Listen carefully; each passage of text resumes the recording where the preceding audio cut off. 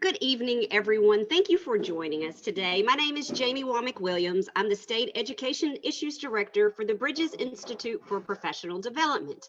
This evening, we are going to be doing goal setting and professional development as it relates to the TTest evaluation system.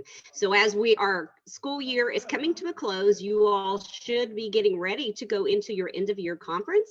So Rebecca and I are going to walk you through the process so that when you walk into that conference, you're able to take ownership of your goals and your PD plan. This evening, I have Rebecca Blanco with me. She is a teacher in El Paso ISD, and she is also one of the AFT's national trainers for our strategies for student success, and she's a first grade dual language teacher there. And then, so I guess we will go ahead and get started. Hannah Garcia is here this evening. If you have any tech issues or questions, you can send her a chat and she will help you work through those issues. You should have received an email earlier with all of the documents that we're going to use for this session. If you didn't, send Hannah a message and she will forward that email to you with all of those documents attached. I am going to turn my camera off as I present because I live in the middle of nowhere and have limited bandwidth. So either you can hear me or see my screen, but I won't be able to do all of them. So I will be doing that now and we will begin.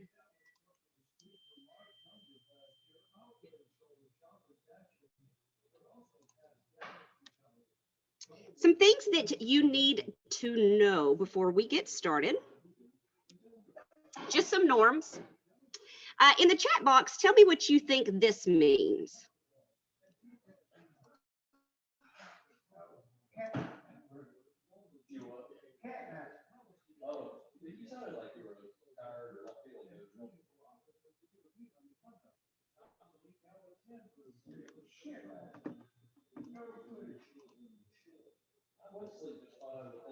Anyone have an idea of what the microphone would mean? Mute yourself when not talking. Very good, Carol. Carol is another national trainer, so she has probably used this in some of her trainings. What about this one?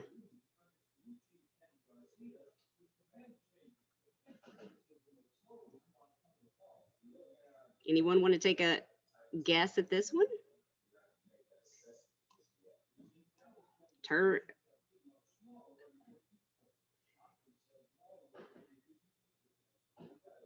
Not turn your camera off.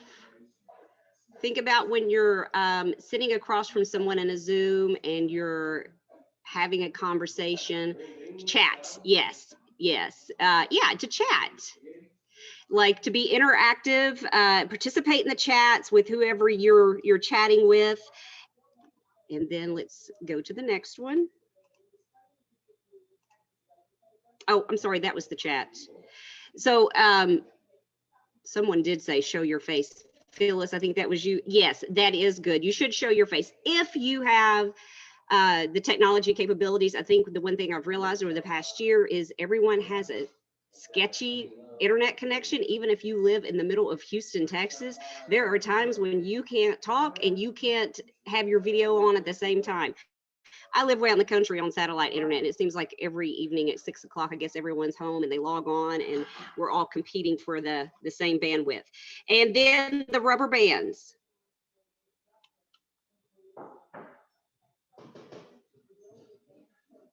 What would the rubber bands mean? Be flexible. Yes, need to be flexible. Be mindful of other people's thinking and comments, and just be open-minded. And the last one is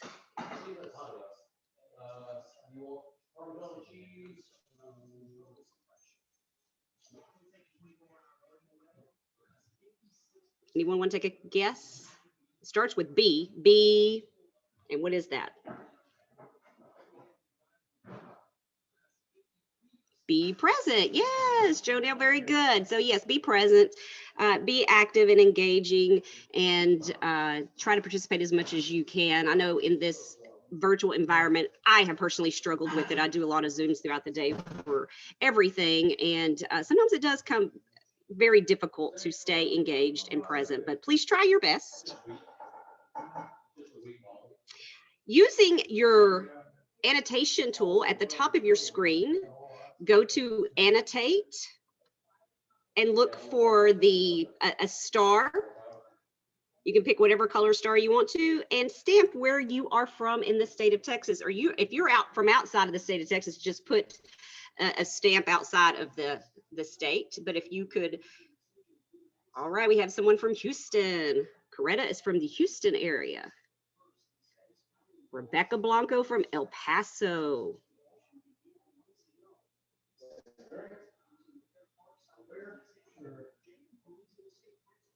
Carol from San Antonio, Delia from Corpus, Phyllis from Houston, Dennis from Austin.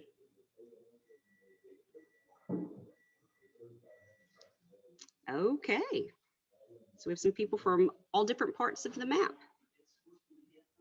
Always like to know where people are coming from. So let me clear these.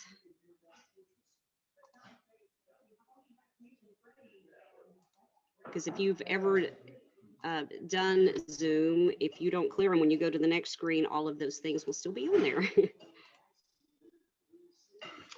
Okay, using your phone or your tablet, you can scan this QR code, or you can go to the Padlet link at the bottom of the screen. Hannah, could you put that Padlet link in the bottom of the screen for us, please? Or in the chat box, please, so that people can click on it if you're unable to scan the QR code.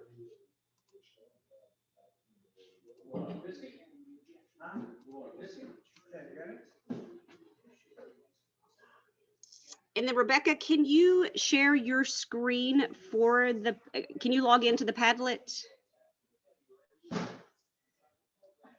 Sure. And then you can share your screen.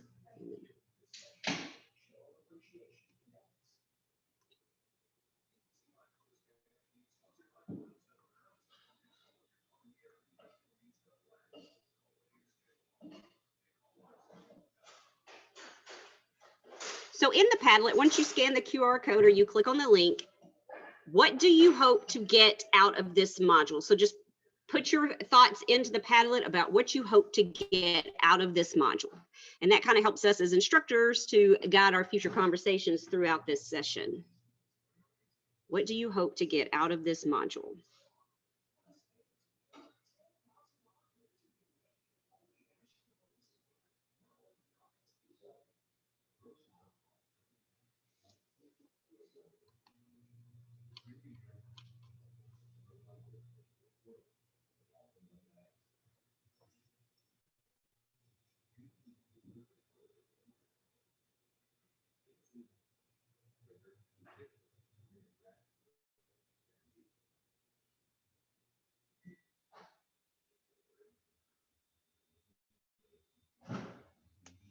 Okay, thank you, Rebecca.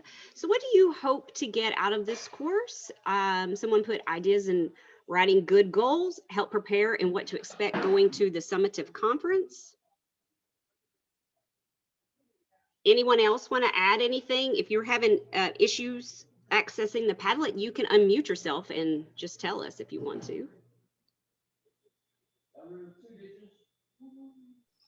I would just ditto what someone else said about setting good goals and just being prepared, you know, to go into those end of year conferences. Okay, good idea. And I think Jamie, a lot of times as educators, go ahead. oh, this Phyllis, I would just to get everything to help my teachers in my zone, giving them ideas and how to make good goal settings when they're getting prepared. Yes. Yes, absolutely. Because I think sometimes as educators, we go into these meetings not really knowing what to expect. So I hope at the end of this session, you have a clearer picture about what this end of year conference should look like, and that you can take a lot of ownership of this. That's the one thing about T-Test that I like compared to PDOS, is that it's taking you where you're at and helping you grow in the areas that you need to improve in. And so we will go more into those as we progress through this session.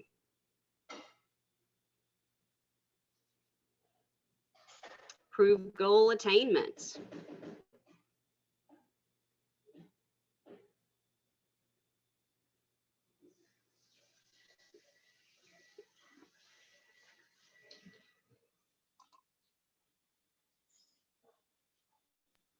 So Jamie, we do have somebody talking on the chat, and so Dahlia did say she'd like to be better prepared for the end of year conference. And Coretta, if you want to, you can type it in there. We are monitoring.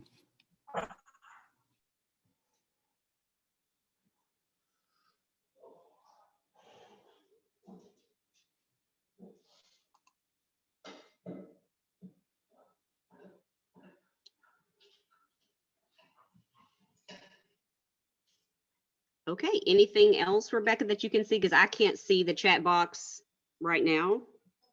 No, that was it. So I was just waiting if Coretta did ask if she could write it in there, and yes, definitely. So Coretta just typed in, I would like to be better prepared for end of year conference.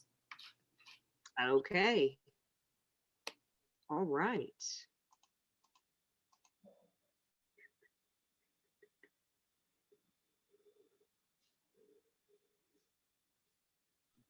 We'll go ahead and stop sharing so you can share, Jamie. Okay. All right. Well, there's all my controls.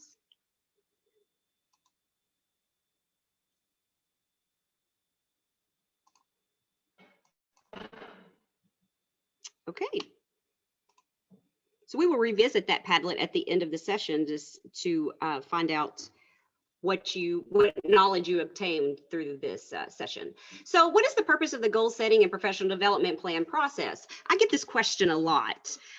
What exactly is the point of this? Oh, wait, that's not what you all want to see. Okay.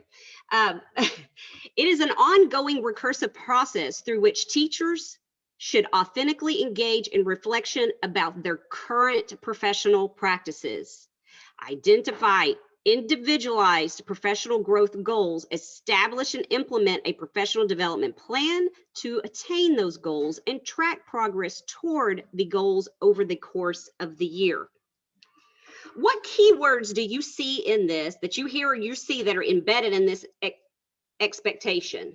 What sticks out to you? And you can unmute yourself and say, hey, I didn't realize this, or this really sticks out to me. Individualized.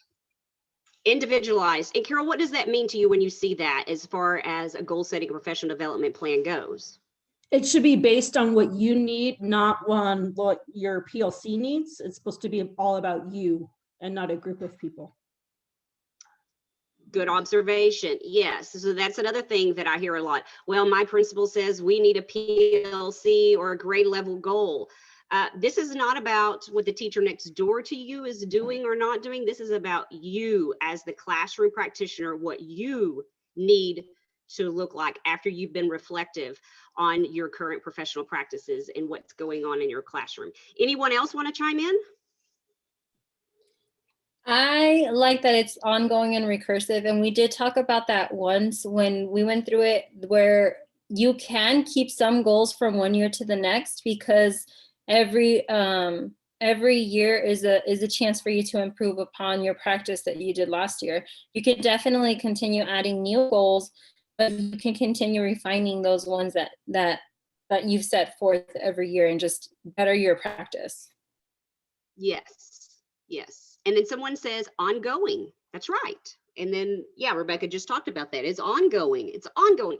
So I think one of the things that I stress to teachers when I talk to them about the GSPD is that this is just not about these kids that you have in your classroom this year. This is about you continuing to improve in this area for every student that you teach in the future. Because if you just base it just strictly on those kids in your classroom right now, is that really going to be what the kids next year need? And so we will talk more about that in a few minutes, about how we're going to frame these goals.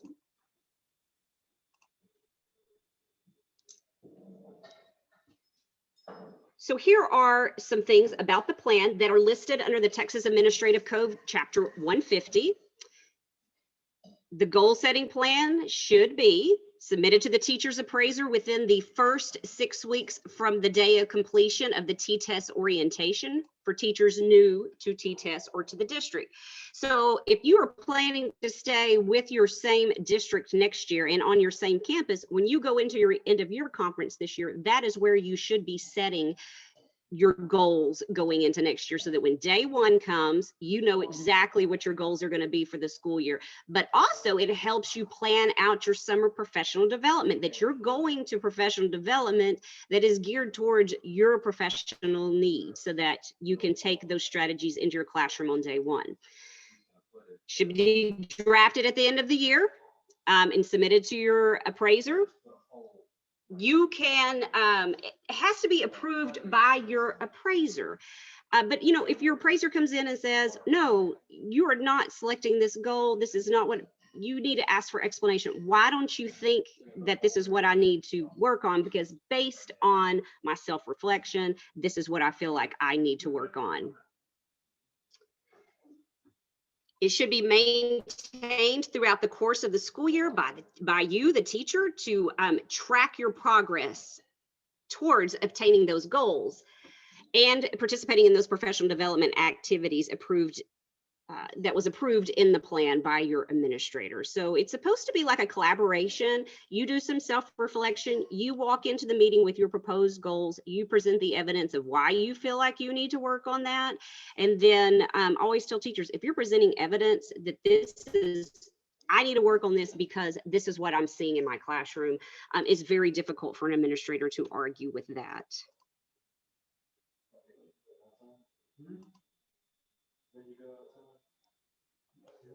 Continuing with the Texas Admin Code, Chapter 150. You should share your plan with your appraiser prior to the end of year conference. Used after the end of year conference in the determination of ratings for the goal setting and professional development dimensions of the T-test rubric. Another thing that like a lot of people misunderstand is that the goal setting and professional development plan conference is required for all teachers in the first year of appraisal under T-test and for teachers who are new to the district. Now, if you have been with the district or your campus for several years, you can just submit your GSPD plan and let your appraiser look at it, and they say that, you know, that this is approved. But if you're new to the district or a new teacher to the teaching profession, you should actually have an in-person conference.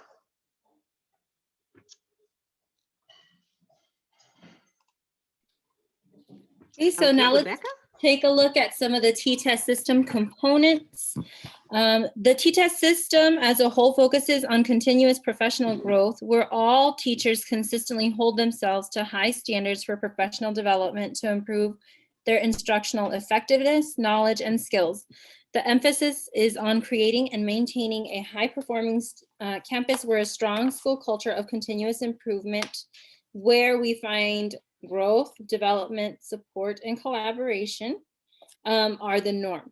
Okay, so I want you to go ahead and take a look at the screen and think for a second about the actions associated with these terms and how they apply to you individually and us collectively as a profession. So ongoing feedback and collaborative support for learning are embraced by all staff, you know, and this learning has a positive impact on teacher quality and on student achievement. Okay, regardless of how long we've been in the profession, we continuously seek ways to learn, grow, and challenge ourselves. We are a community of learners. That being said, let's think about, and we can go on to the next one.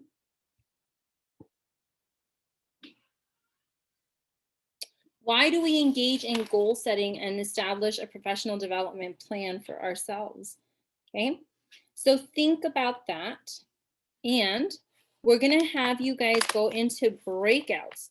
Inside that breakout, you are going to discuss the question, okay, why do we engage in goal setting and establish a professional development plan, and how it helps us as educators. So we're gonna give you about 4 minutes to do this, okay? And I'm gonna go ahead and put you guys into breakouts. And it's gonna be about 4 minutes. We'll see you back in a little bit.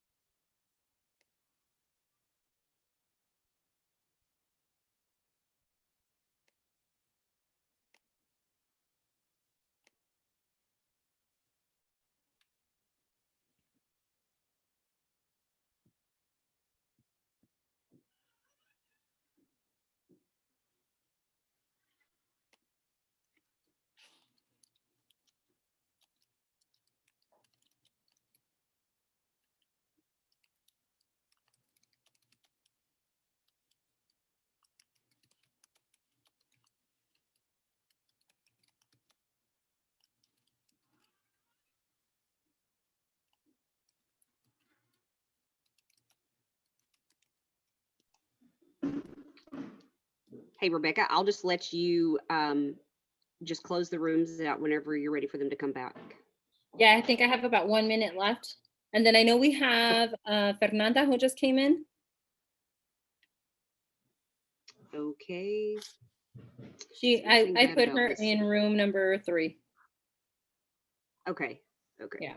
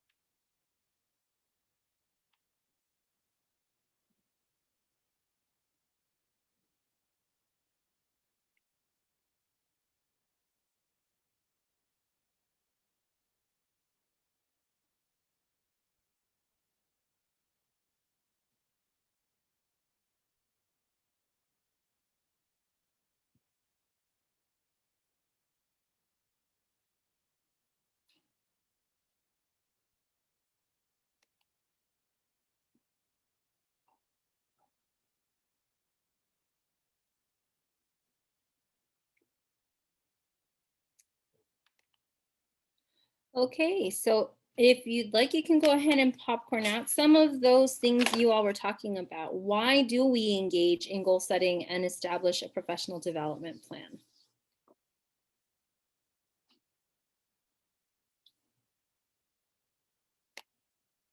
If you don't want to talk, you can go ahead and you can, whoa, sorry guys. You can go ahead and share it in the chat box.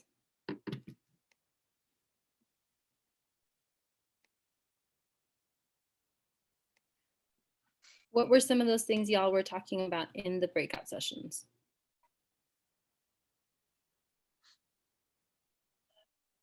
Dalila, were you going to share? Yes.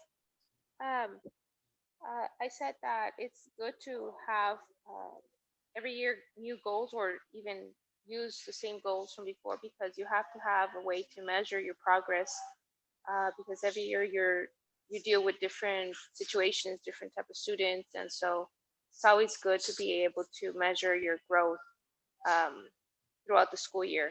So that's why it's good to have good goals.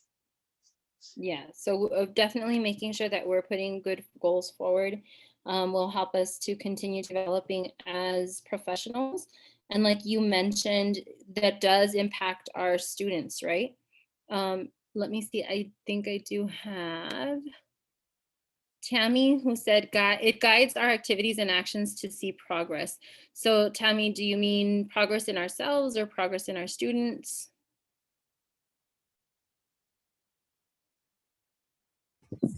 Progress in ourselves. I mean, it depends on what your goal is.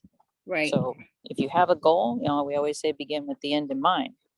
Mm-hmm. So if you know what you're aiming towards, you're going to see that progress, and you're going to continue throughout the year. And then someone else in our breakout session said that, you know, aids in our professional development. It definitely does. Yes. So I think just like you were saying, looking at keeping the end in mind, and you know what your goal is, what you're striving for, it kind of keeps you on your toes, right? You're not just kind of going at it willy-nilly the way that that sometimes our PD is presented to us, where they're just kind of like, they'll present stuff and you aren't in charge of what you're wanting to learn. And sometimes they might send you to PD, which is the same PD over and over again, right? And you may not need to see that. You might need something else. So definitely it does guide our growth, and we see progress in ourselves. Phyllis says to measure student progress. So yeah, so like our own development does help our students. So when we do set forth a professional development plan, we are making a commitment to developing effective instructional practices, which obviously is going to impact our students' learning. So now let's explore what the law says about the goal setting and professional development plan and how it affects our observations. Because yes, we want to make sure that it impacts our students positively, but we also want to make sure that when we're getting observed, we know how it's impacting us. Right? So we can go ahead and go to the next one.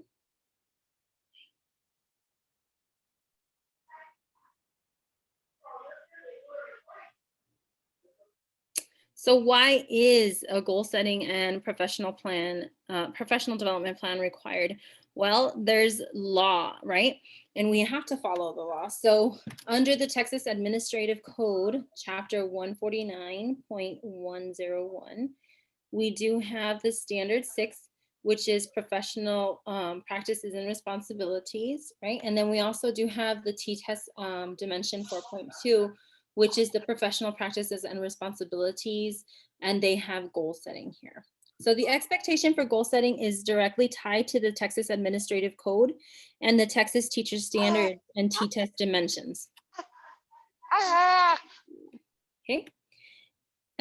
For standard 6 for the professional practices and the responsibilities addresses the expectation for teacher self-reflection of strengths and professional learning needs, establishing personal goals to strengthen their instructional effectiveness and better meet student needs, and engagement in relevant targeted professional learning opportunities aligned to goals. Okay, when these things happen consistently over time, we'll see practices and performance shifting over time as well. Okay. And the foundation of the goal setting is that we should have a culture and systemic rooted culture and systemic approach to create the foundation of the process in which we can thrive. So our campus should establish a culture where goal setting and ongoing learning are valued and embraced in our school community. And the goal setting and professional development should be the central tool to the systematically focused teachers and continuously self-directed improvement practices. So again, we're going to go ahead and we're looking at a systems approach. The GSPD is used as a central tool, right, to continuously self-direct improvement and practices.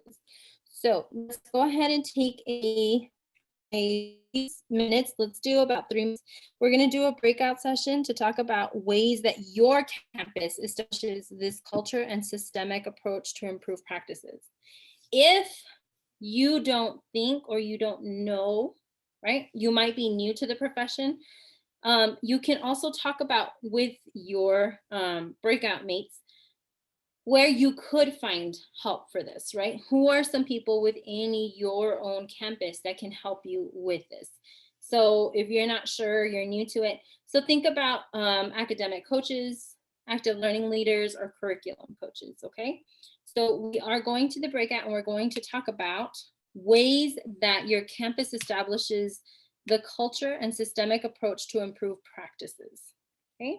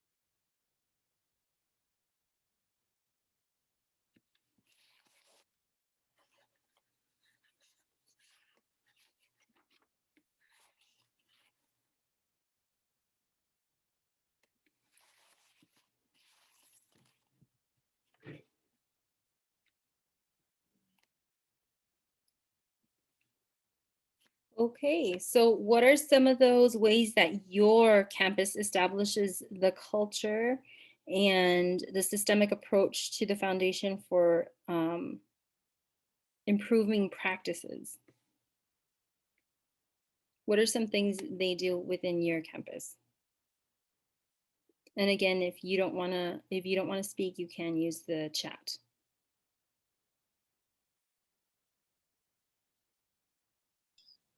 I was sharing that there was a time on my campus where, and one of my other group mates shared the same thing, where training was kind of pushed out and it wasn't always, delivered effectively. It became redundant because it would be the same trainings year after year. But now we're getting more training offerings that are more content specific, because we, as a campus, we've started saying, we want more training in this area versus you all making us go to a training, to meet whatever goals or whatever, that you all have in mind. We want things that are going to actually help us improve, with the students that we're working with. Mm-hmm. So again, we go back to the word that we were talking about, individualized, right? It depends on what you need, not necessarily what the goals of the district are right at that moment. It's really what are you needing to be able to fulfill those goals, because what you may need may not be the same as the teacher down the hall, right? Anybody else?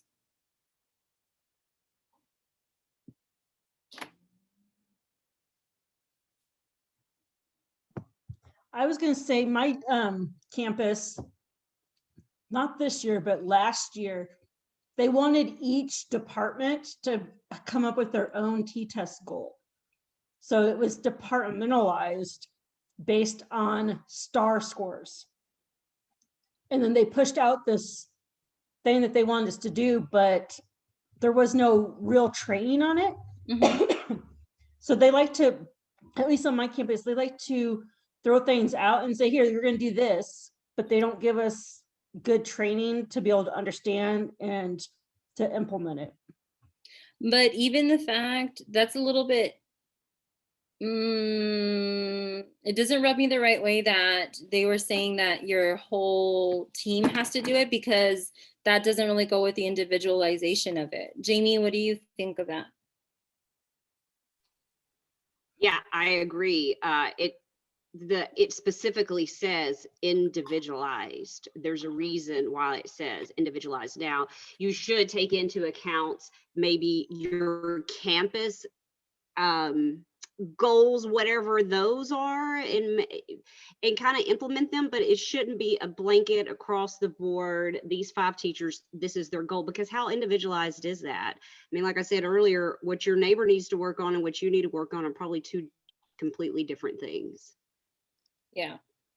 And I think that's one of my biggest pet peeves when I'm sent to trainings is, okay, well, I already know how to do this. Why am I being taught how to do it again? You know? So I think it loses its value when they're making you do it like that, and it's not individual, because it doesn't reach you as an individual, you as a person, your needs. So, all right, so let's go ahead and take a look at how this helps us within our classroom, right? As we link the T-test process together, this graphic shows us that the teacher's self-assessment, the goal setting, professional development plan, are all interwoven and applied together throughout the year to positively impact each teacher's professional practices and ultimately increase student performance. So all of these things are going to make sure that we are improving our professional practices and student performances. So in the chat box, I'm going to ask you to give me a $1 statement. This means each word that you use is worth 10 cents. So your statement should be 10 words or less about how self-assessment, goal setting, and professional development plans can impact professional practices and therefore our student performances.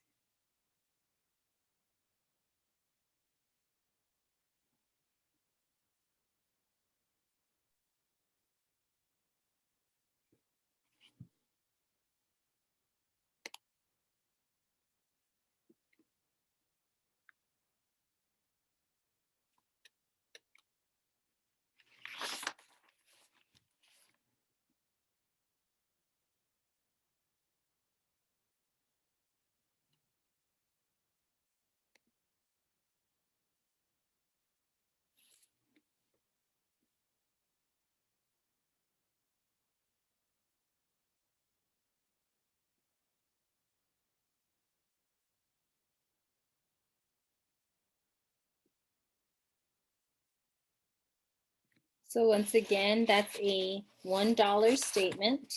So 10 words or less about how self-assessment, goal setting, and professional development can impact professional practices and our student performance. All right, so I see that Alba has written implementing new strategies in order to reach the goal. Okay. And then Jamie wrote long-term professional growth that will impact all my students. If you'd like to share it out, if you want to say it, you can go ahead and unmute yourself and share it too. Just remember, the goal is 10 words or less.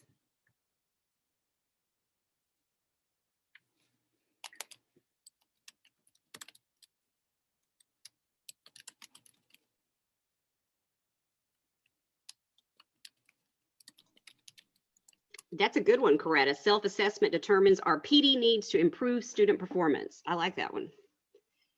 Okay, and we have Joanne. Guides actions throughout the year to achieve growth.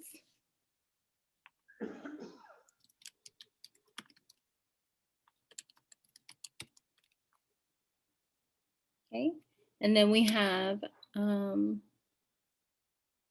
I just went ahead and wrote better myself, better my practice, better my student performance. Oh, that's a good one too. Okay, so we'll go ahead and wait just a couple seconds more for anybody who's typing in theirs.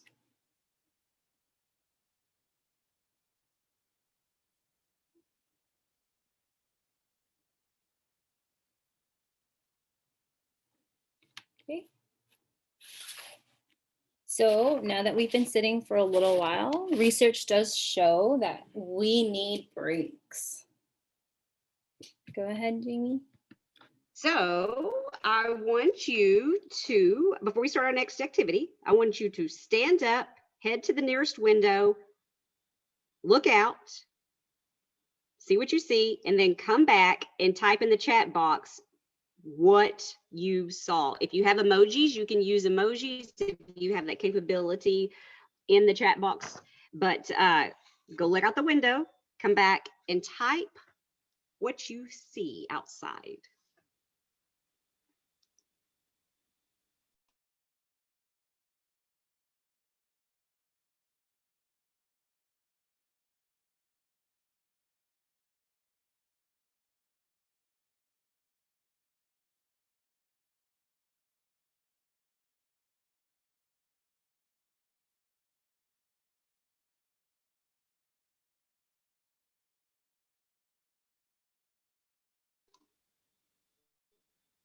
Coretta came back and said she saw grass, fire logs, storage house.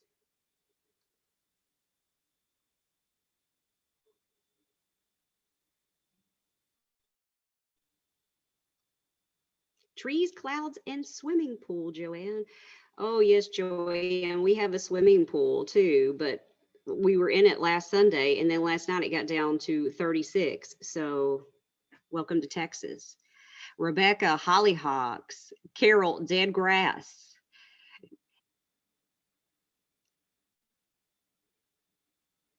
Delila, trees. Our dog running around.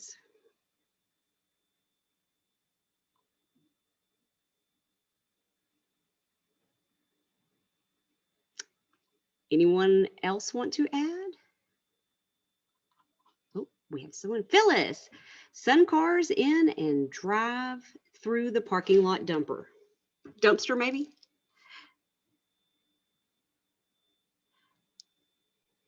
Okay, so let's move on to our next activity. And that's just an important thing to remember, that if you're doing virtual trainings with your students or other adults, just to kind of have a break in there to where people can kind of get up, move and stretch and look at something different.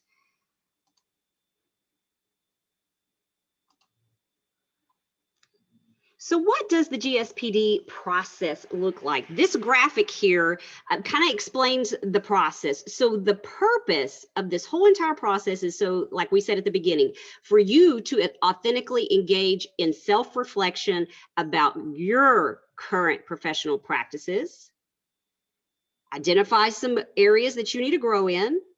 Okay, I need to grow in this. So then I'm going to put that area into a goal that I can track progress towards, so that at the end of the year, when I go into my end of year conference, I can show that I have grown in that area and showing progress towards the better. So this graph here kind of explains to you the way the process should look like. So first, you should do your teacher self-assessment. Based on that, it moves into the goal setting and establishing that PD plan. Then you go through that PD plan, implement it, go to all that professional development that you need. Then throughout the year, you're going to continue to be self-reflective about your teaching practices, about how you are moving towards achieving that goal.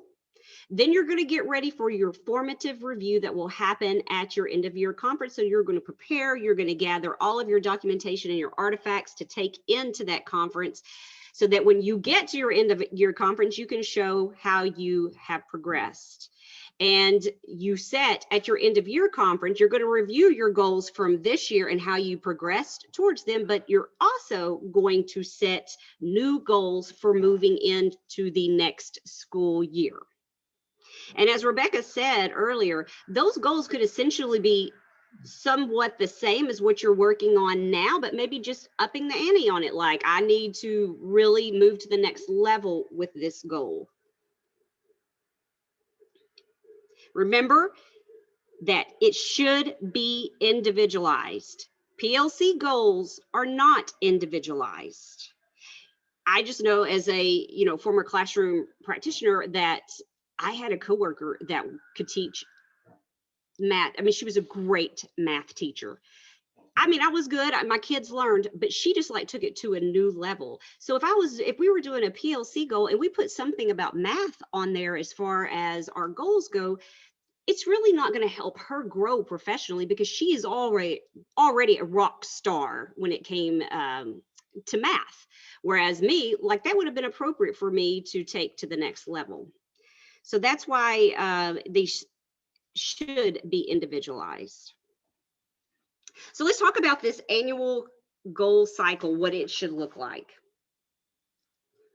So at the top, the teacher orientation of the process, that's the first start. When you initially implement the T-test model, an orientation process is provided for all teachers who are going to be evaluated using the T-test system.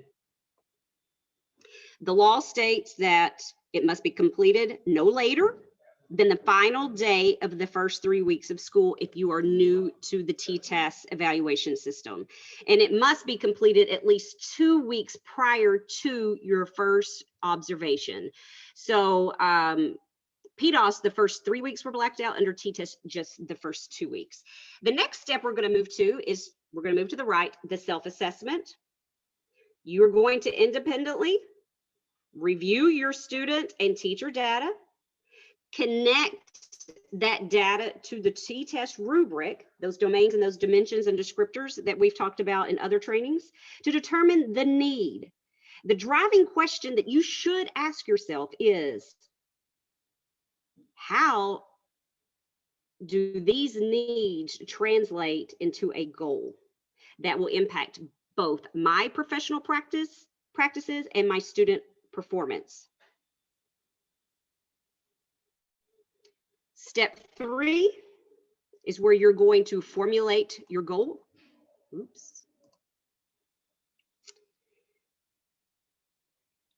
Within 6 weeks of the orientation, so if you're new to a district, you will go into that district not having probably established any goals at that time. So if you're within the first 6 weeks after you've had your T-test orientation, you should formulate goals.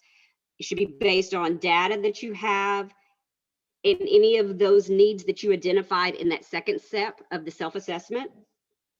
Remember that your goals should be SMART goals.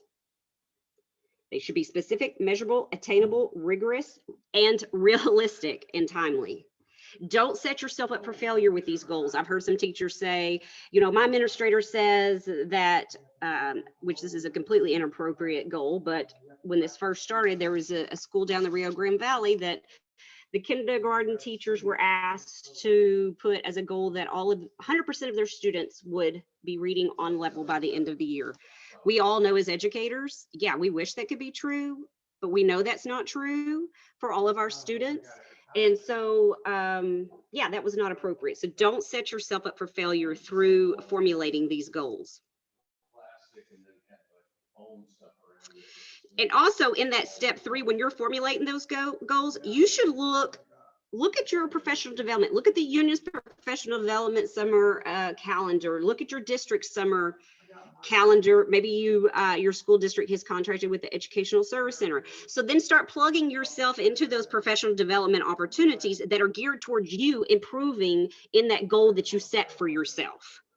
So so that way when you're attending summer professional development, it is geared towards the areas that you need to work in personally. As Rebecca said earlier, we've all sat through professional development, the same thing every single year.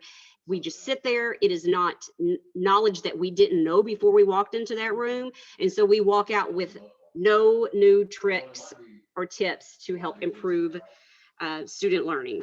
So make sure that your professional development is geared towards your goals. Then the fourth step, we keep moving around, this is going to be developing a goal setting and professional development plan. So you're going to write those goals, develop it, then take it to your appraiser in that meeting to review the goals. I always say, bring in that self-assessment that you did, and in the email that you should have received earlier from the Bridges Institute, there is a self-assessment tool in there, so that whenever you go into this meeting and you have developed these goals in this PD plan, you can say, well, based on my self-assessment, here is what I did. Here's based on this data, and based on this data, this is why I came up with this goal. And then step 5 is going to be a formative review of your goals and your professional development plan. Now, keep in mind that I always tell teachers this, what you decide right now at the end of year conference for your goals, you may get into next school year and realize by October that, hey, this goal is I'm not going to be able to attain this goal this year. Your goals are not set in stone. You can change them and modify them throughout the year. So just keep that in mind. I know a lot of times we set goals and then we never remember that we can go back and change them. So just keep that in mind throughout the year, that if you feel like, hey, this is not working out, go back and modify it. Or if you get to October and you're like, I've got this down, I don't need any more help, you know, go back and modify that goal to make it a little bit more challenging for yourself.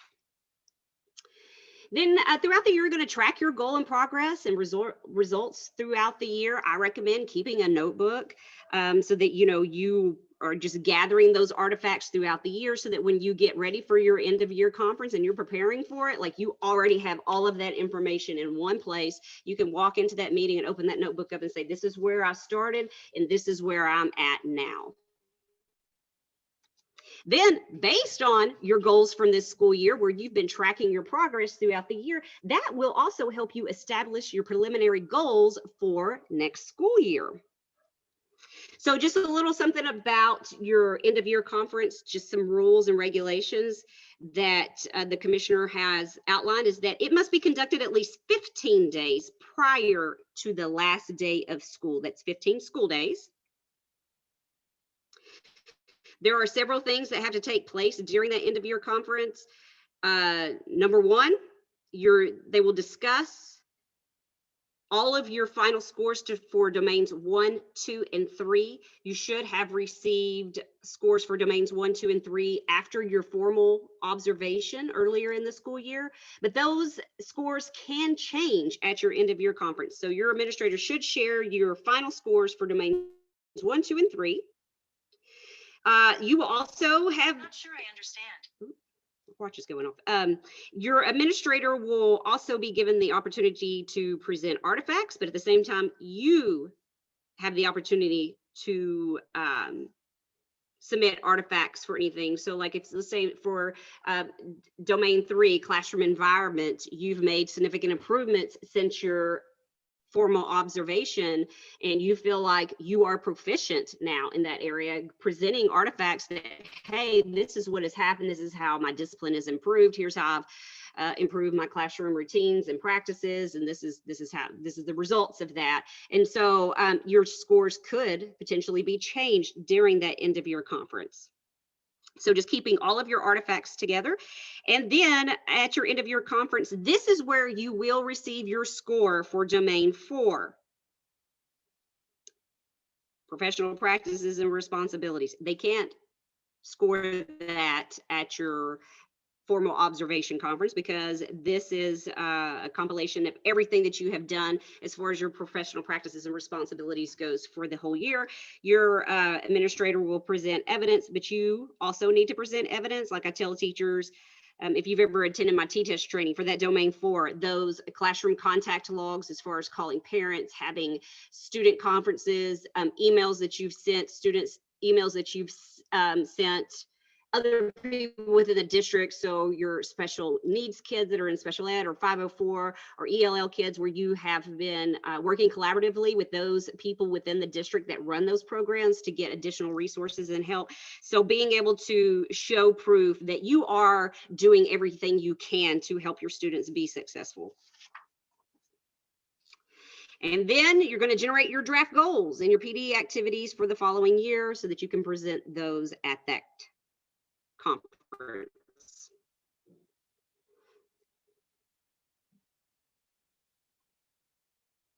Okay.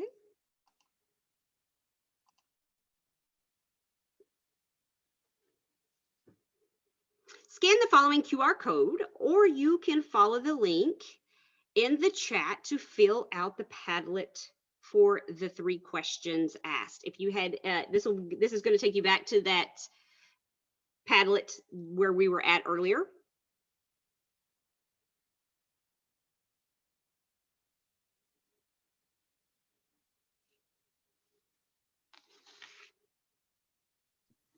So the link is in the chat if you need to click on it.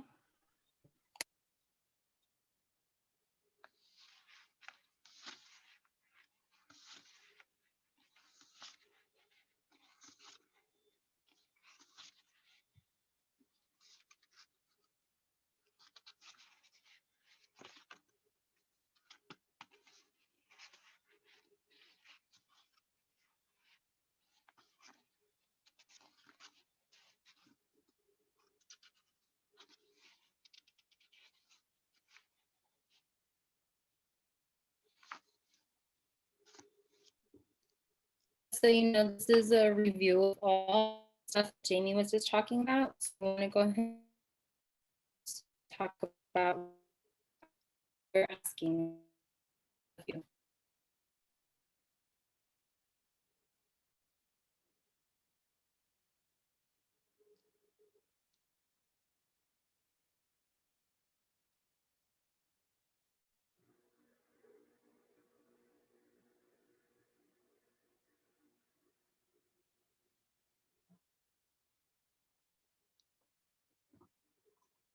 Hey, Rebecca, do you want to share your screen for the Padlet?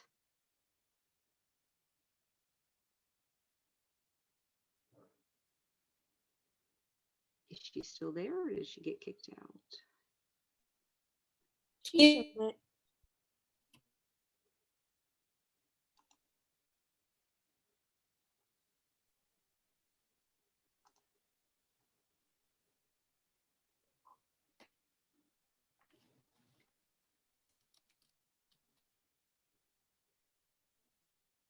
Can you all hear me? Hello? We can hear you. Yes, we can hear you. Oh, okay. Okay, it was cutting out, so maybe it was Rebecca. I'm not sure.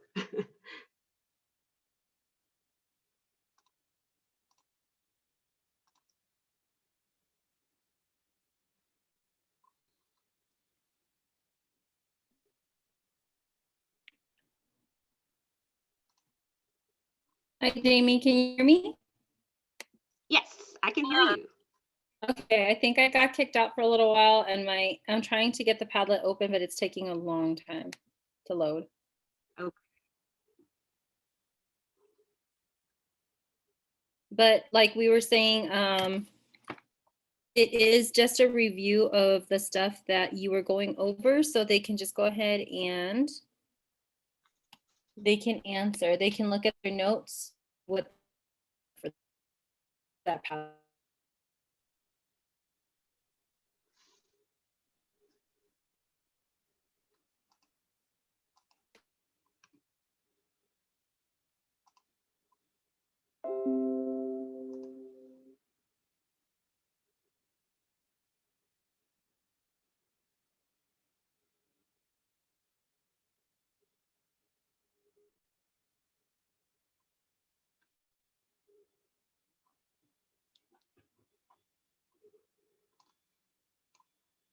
Okay, can you all see the Padlet?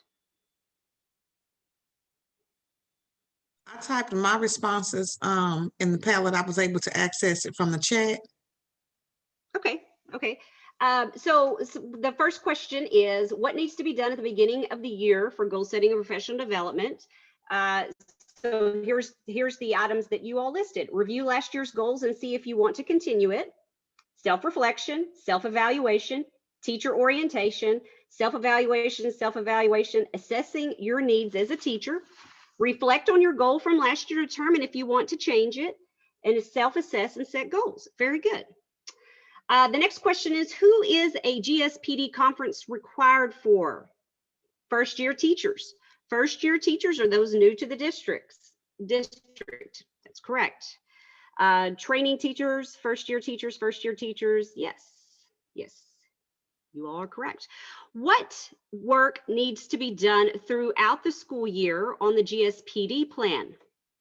Gather artifacts for goals, adjust goals if needed, continue to look at goal to refine it if needed, tracking progress, collect data and make adjustments where needed. Also find out if there are any challenges causing interruptions and what can be done to minimize them. Continue with goals.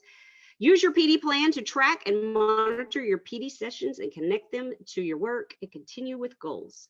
And the last question is, when does the plan need to be submitted to admin? Within the first 6 weeks of school or at the end of year conference? Yes, that's correct. Some of you just put first 6 weeks, but you can submit it at your end of year conference or within the first 6 weeks of school. I always say, if you're going to stay on that campus in that grade level, go ahead and use your end of year conference to set those goals so that that summer PD is geared towards exactly what you need to grow in. Whereas if you wait until school starts and you start developing a goal setting professional development plan, you're kind of behind the ball at that time because you're very limited in the opportunities of professional development that you can participate in. Now, you may, let's say, let me give you an example. If I was teaching first grade this year and over the summer, a teacher left, the principal called and said, I need you to teach third grade. You've had previous experience in teaching third grade. I need you in third grade. So those goals that you set at your end of year conference were probably geared towards first grade. You know, the things that they're doing at first grade, which may not be appropriate for teaching third grade. So in that case, even though you are still staying at that same campus, you are changing grade levels, which means that you may need to change your goals.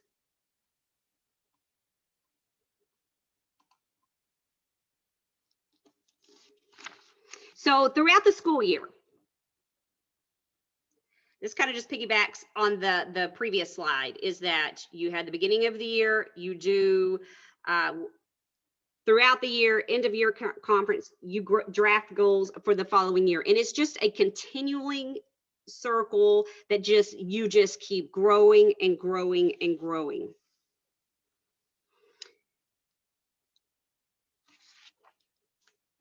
Okay, Rebecca is going to talk to us about professional growth goals. Okay, so go ahead and take a look at the quote on your screen. Professional growth goals drive changes in practice, which results in increased student performance. So right now, I'm going to invite you to use your chat box and share if you agree or disagree with this statement.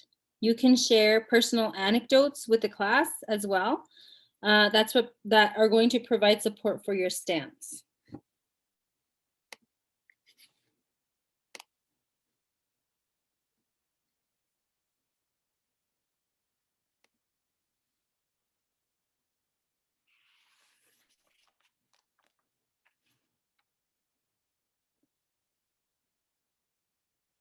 Okay, so I have Carol who wrote that she agrees. And Dalila, I agree with the statement. Coretta agrees as well.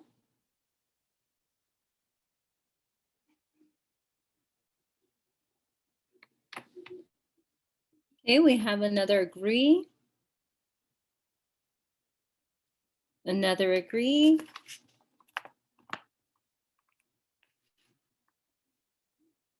Okay. So I think most of us now, from at this point in our training, we do agree, right? We agree that our professional growth goals drive changes in our practice, which results in increased student performance. So when we make plans to grow and we know what it is that we need to focus on, the areas of refinement that we have within our own practice, we start working on them, pinpointing those areas that we need to refine and grow in, then that impacts our teaching. And of course, that helps our students' performance increase. So let's go ahead and take a look at the GSPD process.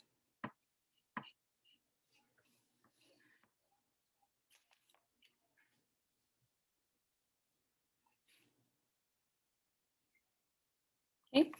So for the GSPD process, we need to review the campus and district vision, right? So our goals should be aligned to that vision, the mission and goals of both campus and district as a basis for aligning decisions to begin thinking about your goals. So kind of take a look at what their visions and goals are. They're going to help you start formulating yours. So you're going to conduct a self-assessment, and within that self-assessment, you're going to determine your student needs. So you're going to review data that is related to any student's academic and developmental needs, and also your teacher needs. Okay, so you would go back and look at data and the T-test rubric related to your current and past performance. So you can go back and look and see, is there a pattern of areas of refinement that have been identified by admin, right? And then we would go ahead and take from there the stuff that we've looked at, and we'd use a guided goal development tool. So we're going to go on to the next page. Okay, so if you can see here on our guided goal development tool for teachers, we identify the need for the goal, right? There's the rationale. Why are we going to do this? Then what do you want to achieve? And you need to be specific. So is it that you're going to have, for example, I said in my goal that my students were going to make 1 year's academic growth, which means if my students were coming into me in first grade at a pre-K reading level, 1 year's academic growth would at least put them somewhere within kinder, right? Then you'd go ahead and take a look and see, are your goals measurable, right? What is the expected outcome of the goal? So if you're going to do 1 year's growth, you're going to show me how's that growth going to be. If you're looking at the DRA scores or you're looking at their STAR 360, how are you going to measure this, right? Then what actions are you going to take? What is it that you're going to do to help them? One of the things that we implemented was definitely talking about incorporating the high frequency words within our instruction, making sure that we're going over them weekly, and then doing stuff like a focus poem and making sure that we're reading through it, giving them time to practice it throughout the day, every day, right? And then making sure those poems are aligned to those sight words that we're trying to hit. So we're talking about how are we building it, right? And then why is it important? So we're talking about why is it important to build fluency? Well, because why is it important to incorporate high frequency word? It builds fluency. Why is fluency important? Because that helps the students' comprehension, right?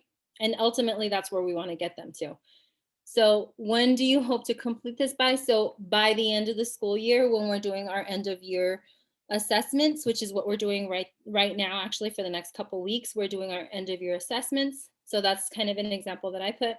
Identify possible evidence of goal attainment. So then you can go ahead and tell them. You can say, okay, well, at the end of the year, they were at this certain DRA score. You know, that was their DRA score. And at the beginning of the year, they were at this DRA score, which was kinder, and now they're in first grade. Or they were in first grade and now they're in second grade. Okay, then you can go ahead and take all of this and you can translate it into the actual GSPD forms. So these are the forms that you're actually going to be adding them to. And so then you would go ahead and use the information you've put here and input it here. So as an example, we have the next slide, which shows you how you would do that. So here we have goals, right? We have The rationale is that there's stagnant student scores and grades, their off-task behavior, personal desire to improve my ability to monitor student performance and adjust instruction accordingly. So what do they want to achieve? I will improve my abilities to monitor and adjust instruction. The measurable is, or what is the expected outcome of the goal? Resulting in 10% increase in the STAR scores for all my students. What actions will you take? Through targeted questioning techniques at varied levels of cognition, the use of wait time and academic feedback to students. Why is it important to increase time for instruction and reduce student misunderstandings? When do you hope to complete this by? Each quarter during the school year. And then identify possible evidence of goal attainment.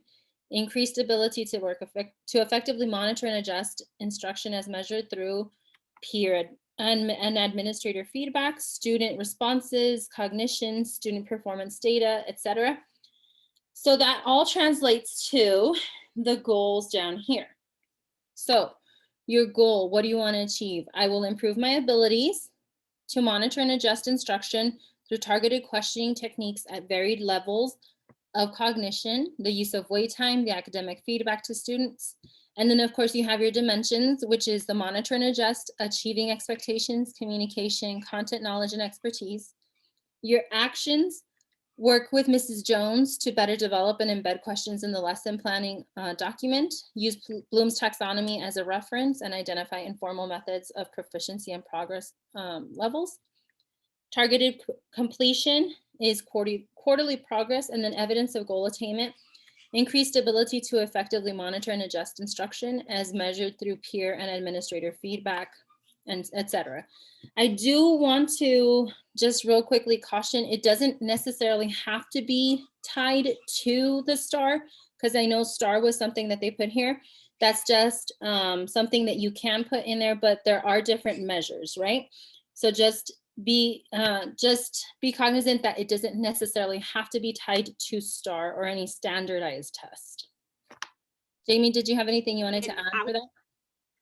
Yeah, and this came directly from the TTest TA website, and we know how much our commissioner loves STAR tests.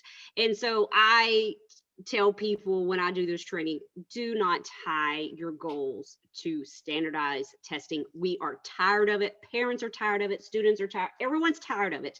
Let's find something embedded in your curriculum that you can use to show growth. And also, Hannah dropped the guided goal development, this particular graph. So if you want to click on that, you should be able to download it, but it was also sent to you earlier today in an email from the Bridges Institute. Okay. And then, so now we'll go ahead and go on. Now that self-assessment is complete and you've kind of taken a look at what are the areas of refinement, the areas that you need to work on, what are your goals going to be? Now we're going to think about, what do I want to change about my practice that will effectively impact student learning? How can I develop a plan of action to address my professional learning? And how will I know if I've accomplished my goal, my objective, right? So those are things that we need to keep in mind. Now, in order to do this stuff, we need to also make sure, as Jamie had mentioned before, that our goals are SMART. That means we have to have certain criteria to be able to input this into our GSPD plan, right? So our goals should be SMART, and that means, so they stand for SMART, right? They have to be specific, measurable, ambitious, attainable, actionable, relevant, and time-bound. So when they're specific, what do you want to accomplish? Who, what, where, when, why, which, right? Measurable. How are you going to demonstrate and evaluate the extent of the goal? This could be as easy as the way that you can even think of the way that they write goals for students who are on an IEP, and you can say student will accomplish X, Y, and Z, 3 out of 5 trials by the end of the school year. Or you can do it, so many times, 75% of the time that it's done, they're going to do it this way. So just make sure you do have a way to measure it, okay? The ambitious, attainable, and actionable. How can you set or stretch challenging goals within your own ability to achieve the desired outcome? And what is the action-oriented verb? What is it that's going to happen? What are you going to do to be able to get there? Relevant. How does the goal tie into your key responsibilities? How is it aligned to your objective? Is it aligned to best practices and research on our district campus team priorities? So the relevancy, I guess, is where you would actually be able to pull in those district goals, the school goals, and you can say, hey, look, if I can back myself up and say, I am going to look at this, this is what I'm going to do for my growth plan, but it obviously aligns to what you're wanting me to do, then why would they deny those goals, right? And then time bound. Does it have a clear end or target date with intermittent benchmarks to guide your goal to a successful and timely completion? So what are your deadlines? Are you looking at BOI, MOI, and EOI, beginning, middle, and end of year? Or are you looking at, the quarterly assessment to see how they're progressing, okay? Now, let's go ahead and take a look at the template. So this is the actual GSPD template that is found in the Teach for Texas website, okay? And this is the goal. You have your goal, and then you have your dimension where that goal falls under, right? You have your actions, which is what you're going to do, how are you going to accomplish it? Your targeted completion date, so this is where that's time bound. And then the evidence of goal attainment, right? So it's attainability. How are you going to know you made it? Okay. You're going to review the template to guide the development of the goals and professional development plan. Note that the professional development is captured in the actions column, right? So it is here within the actions. The evidence of goal attainment column is critical to ensure that both the appraiser and teacher are clear about the types of evidence that will support how the goals are met over time.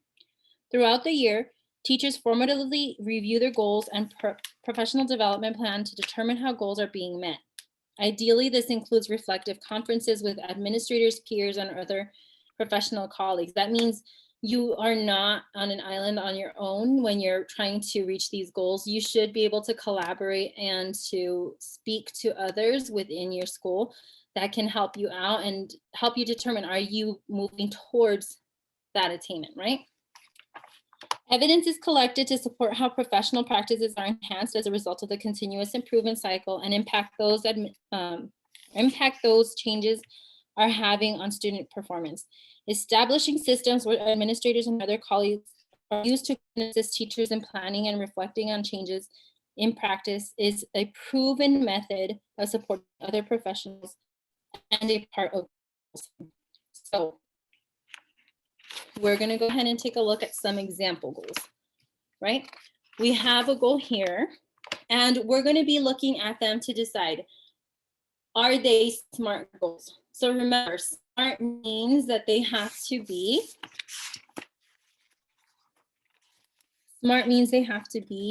specific, measurable, ambitious, attainable, and actionable. They have to be relevant and time. Check mark on your goals to go ahead and examine these sample goals.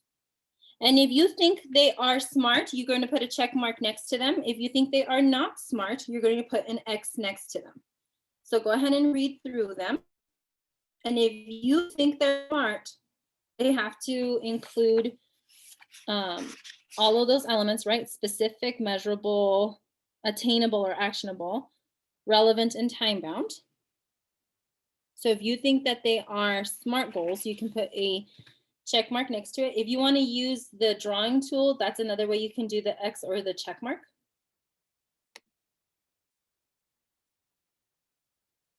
If you can't get your annotation tools to work and you'd like to use the chat box, you can say if you do think that they are SMART or not.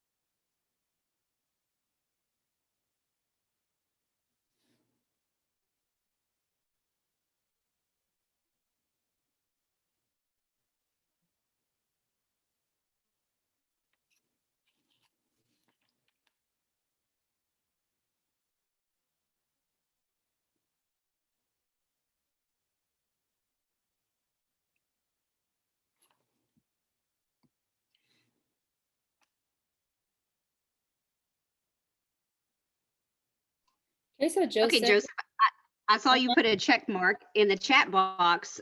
Which goals do you think are smart? Do you think they all are, or are they both? There's just two. Okay, Carol, I see you. But Joseph, you can unmute yourself and tell us what you're thinking.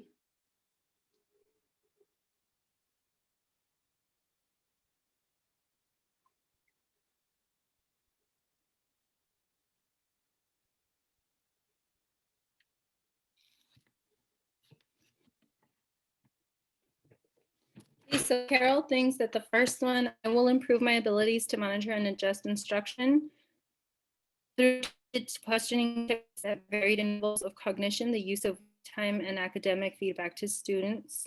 That's the sample goal. And then the dimensions are listed here. So let's take the actions. Develop and embed questions in the lesson planning document. Use Bloom's taxonomy as a reference and identify informal methods for proficiency and progress levels. These are actions. This is definitely ways that you can accomplish this. And then targeted completion, the time bound, right? Quarterly progress, so you're looking at every quarter to see if they're progressing, and evidence of goal attainment. Increased ability to effectively monitor and adjust instruction as measured through peer and administrator feedback, student responses, cognition, and student performance data. Student work. So this definitely is showing you different ways that you can, and I do not, what I really want to point out is that nowhere in here are they saying that it has to necessarily be star scores or any type of standardized testing. So it does say data, but that doesn't necessarily mean any type of standardized data, right? That could also include holistic data or how putting stuff inside of wrote to use the annotation feature. Oh, okay. She's telling you how to use the annotation function. To go use the annotation function, you'd have to go up to the top of your screen. So where it says you are viewing Jamie Womack's screen, you can go to view options. There's a drop down menu there. Okay, and in that drop down menu, there's an option that says annotate. And that'll give you those functions. So you'll have a little black box that'll give you the functions. And you can either use a stamp or you can use the drawing tool to be able to draw the X's or the check marks.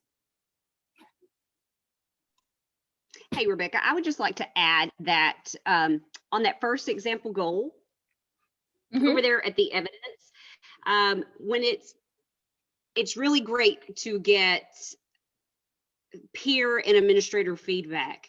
However, if you have an administrator that maybe you don't feel like is really, that you all are in the same area as growing, you know what I mean? If you don't feel like their feedback would be constructive to help you grow and would cause you more stress and mental fatigue, do not put that down as your evidence. Majority of administrators do try to give you some kind of feedback to help you grow, but there are some out there that are not there to help you grow. And if you're in that situation, don't put that down as evidence, but definitely use your colleagues. And then, you can use other people.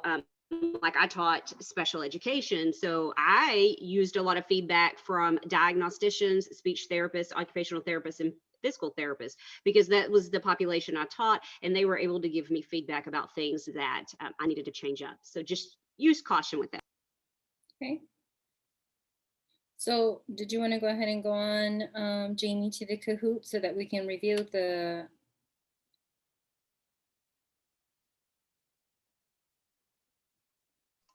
Yes.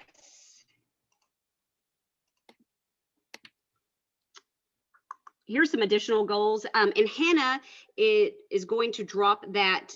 She just dropped it, the goal setting and PD plan, and as well as that was emailed to you, but you have all of this in a document form so that you can use as you're going through and writing your goals for your end of year conference. Use this as a guideline to kind of help you construct those.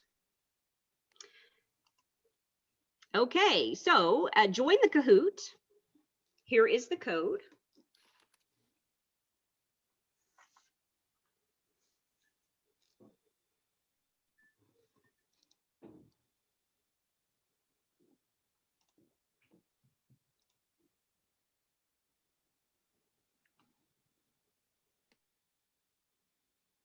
So you go to www.kahoot.it, or if you have the Kahoot app, you may, if you use this in your classroom.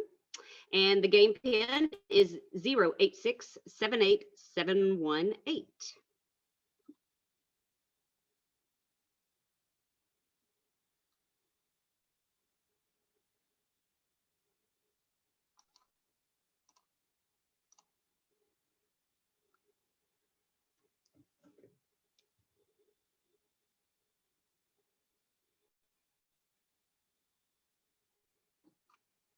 Rebecca, are you still there or did you get kicked out? I'm here. I'm trying to get it opened. Oh, okay. I wasn't sure it got real quiet. This is the downfall of co-facilitating a video. I'm sure many of you have. It's kind of like, hey, is my partner still here?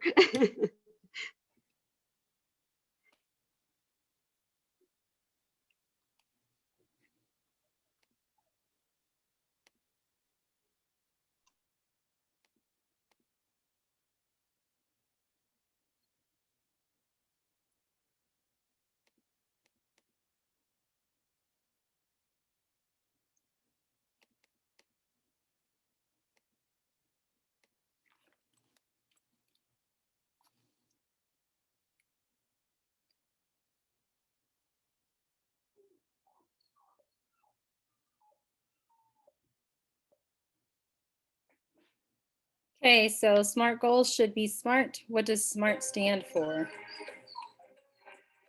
And you're going to pick your answer.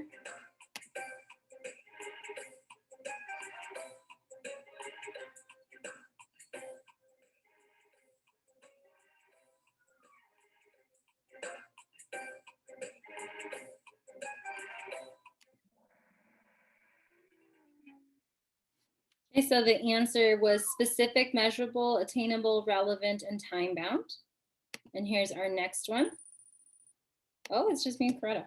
Okay. So true or false, the goal setting and professional development plan are tied to both the Texas Administrative Code and TTest. Is it tied to both, true or false?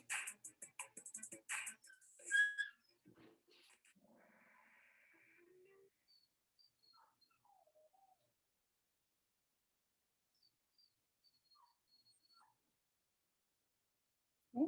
We're gonna go ahead and take a look at the next one. All right, the GSPD is an ongoing process. It should be revisited throughout the school year. True or false?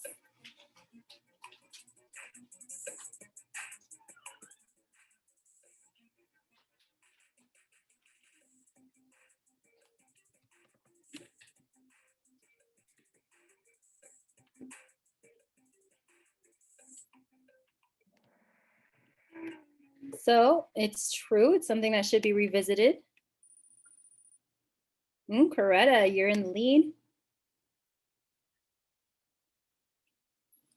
Who are some individuals at your campus that can help you set goals? Is it a curriculum coach, administrator, a grade level leader, or all of the above?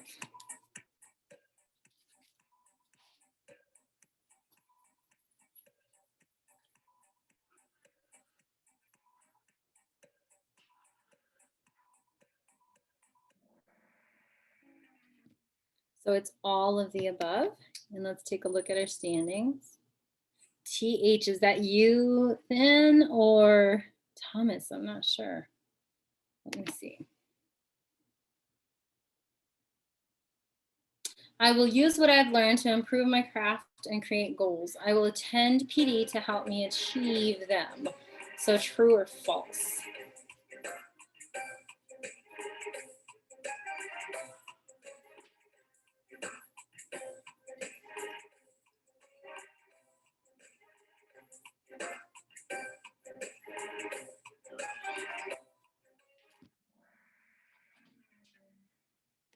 All right. So TH, you are in the lead. That is our game. So we're gonna go ahead and stop there. So congratulations, you won. You've completed it. And I'm gonna go ahead and stop sharing, Jamie, so you can go on.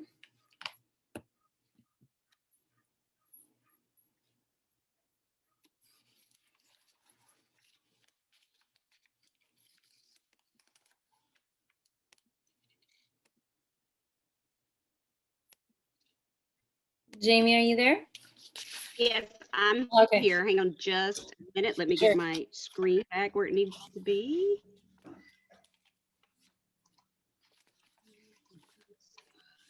Okay. Oops.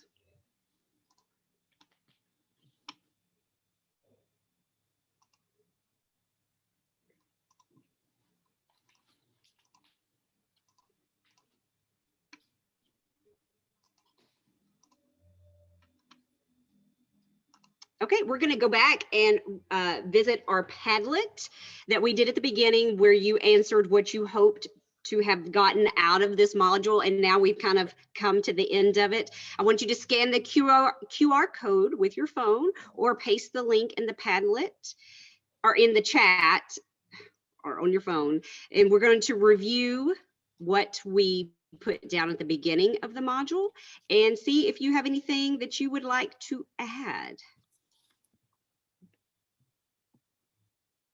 And you can also add information about things that you hoped to have received from this session that you didn't. Okay, I'm going to go ahead and share the Padlet.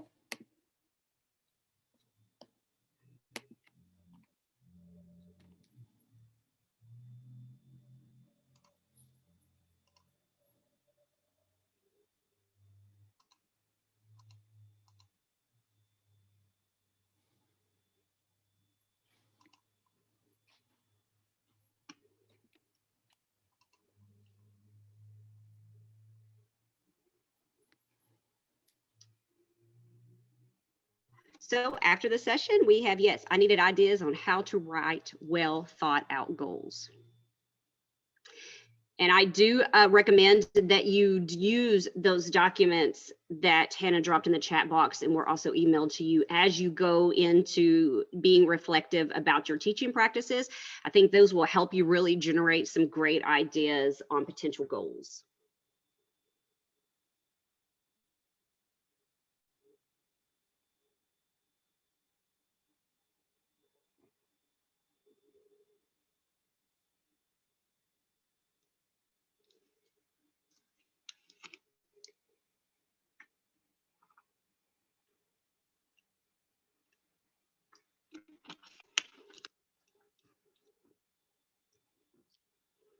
Anyone else want to add any comments for after session?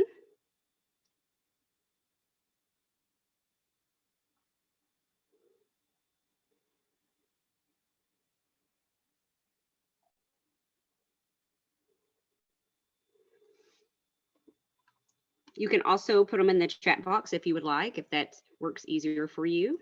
I do have Coretta saying, I have learned more about the types of allowable PD and who can assist with setting your PD goals. I also learned that admin can be challenged during this process to ensure your PD needs are being met.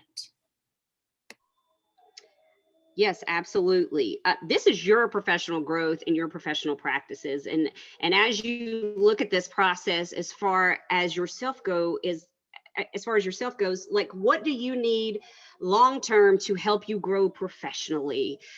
What can you do now to help the students that you're going to teach 15 or 20 years from now?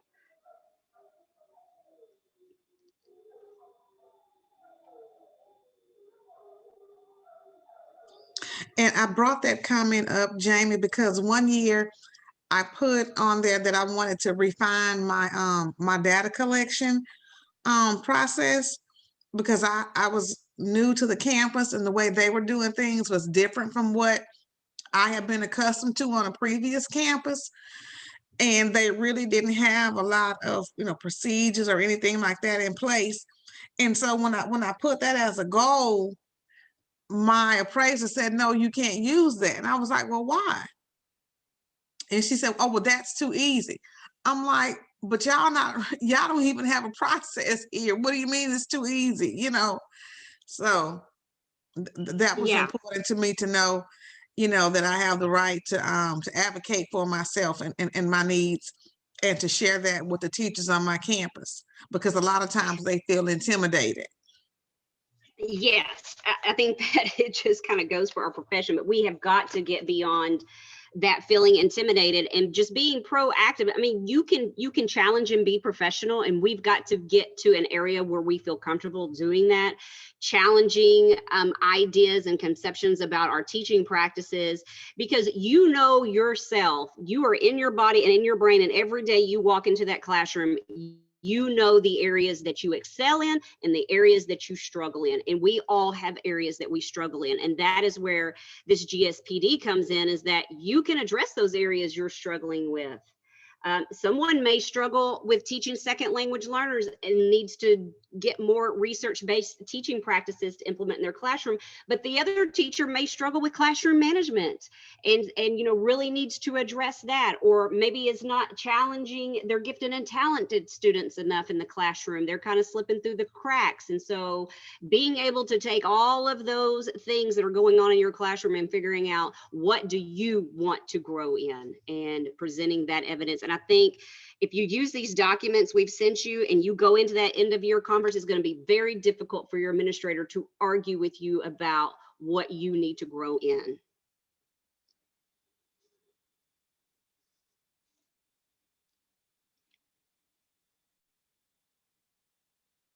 Anyone have any questions for us?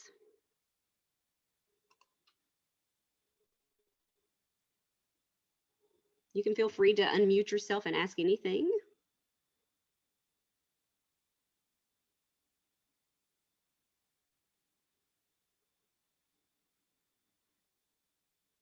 Okay, well, if you later on you're thinking and a question comes to mind, feel free to send me an email and I'll respond.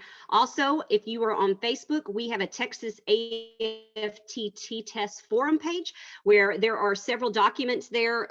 I think all of the ones I gave you this afternoon are on there, along with a place for you to interact with other Texas teachers about goals.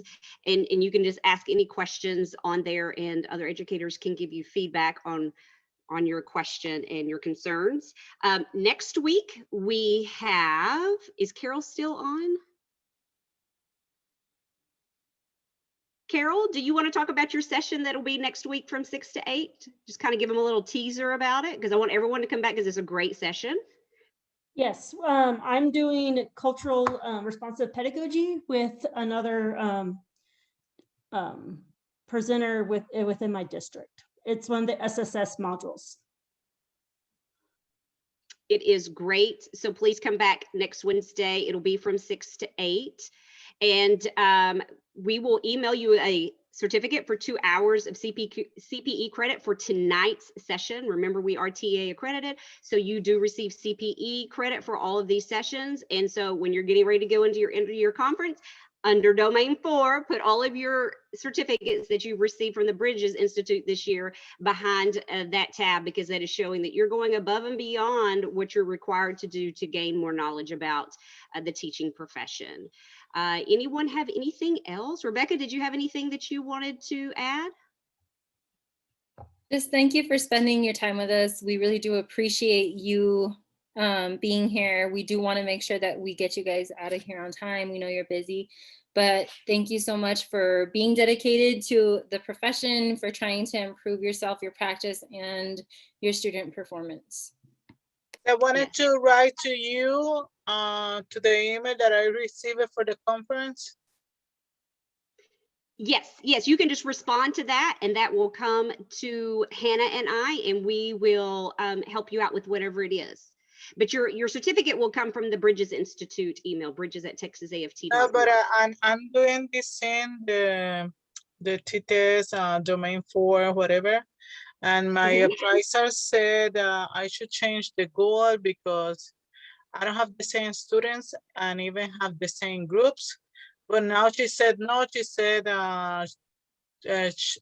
choose 1 to 4 students from any classroom and prove that they progress or whatever, how you did it before.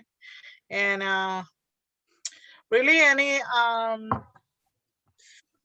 any orientation about the test I have had before, only the things that I found at the internet during the last days. And I really appreciated this one.